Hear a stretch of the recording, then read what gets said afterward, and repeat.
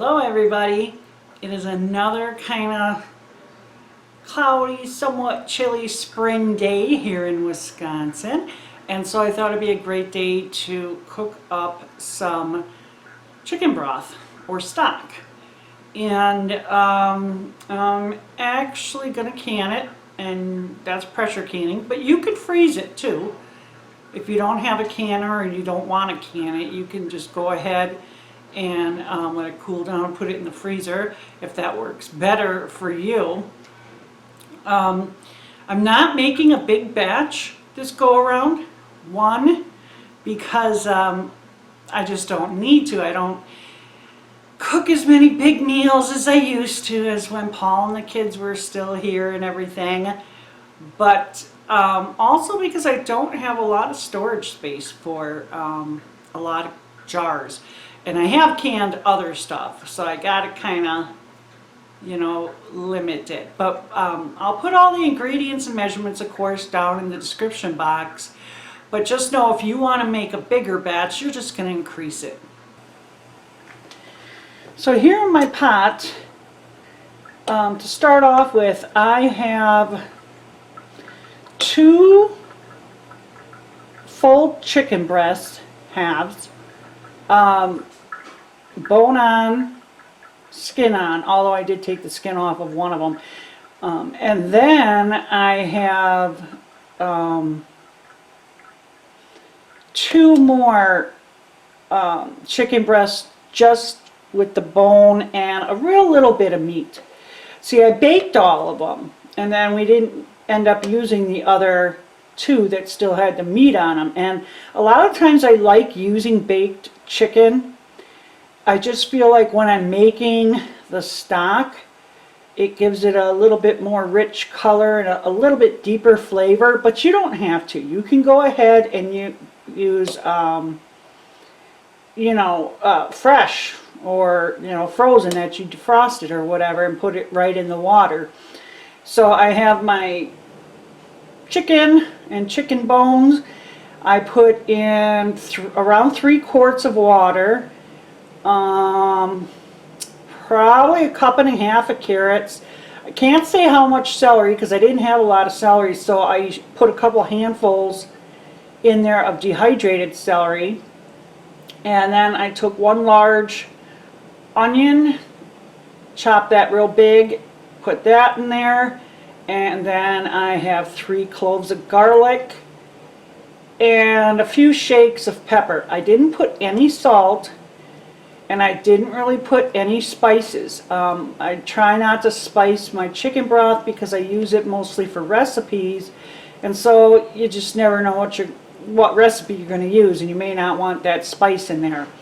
So I've had this simmering now, for probably about 2 or so hours. And that's just because I had the time, because I'm doing stuff around the house here. If you don't have the time, go ahead and let it go a half an hour and you should be even good there.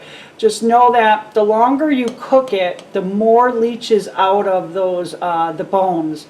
And that helps with minerals and just to richen the stock. So I'm going to take the chicken out of here. I could strain this, but I'm probably only going to half strain it. I don't care if a little bit gets in the jars, but it's been simmering. It's plenty hot enough. And just so you know, I have added a bunch of water as this has been simmering, as it's been cooking down. So let's go ahead and get it in the jars. Okay, I did end up straining it more than I thought. There was just too many carrots in there. So I am, that's hot, just going to pour it on in here. I'm really hoping I get the 6, but I'm not sure. I suppose I could always add a little bit of water. Chicken broth just adds such a good richness to your dishes. I'm trying to look and see. We want less head space than that. You're going to be looking at about a 1/2 inch 1/2 inch to 1/4. Just a tiny bit more. I know sometimes it looks different on camera than it does here. Good enough. And I'm not adding salt, although you can if you want. The salt will, you know, enhance the flavor, and it's perfectly fine to put it in here because it's not used as a preservative. I'm not doing it again because of the recipes. Now if I was going to be using this for soup, you know, then I probably would. I have in the past, but today not doing it.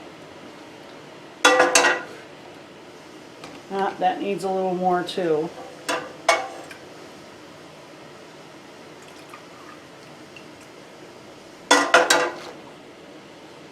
So I'm going to wipe our rims down here.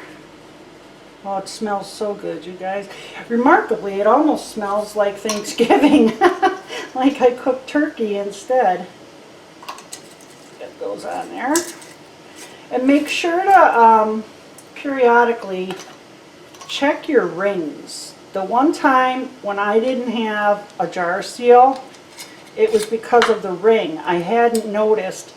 You know what happened was I must have taken something like this out and I couldn't get the lid off, so I took a knife and did this, and then I put it back. And then I ended up using it and the jar didn't seal and I never looked. So every now and then, before you can, make sure to take a look. Okay, I'm going to get these in the canner and I'll be back when they're all done. Okay, I ended up only getting 5 jars instead of the 6, and even on that 5th jar, I did have to add a little bit of water because there just wasn't enough broth, but I'm still okay with that. So I got them here in the pressure canner.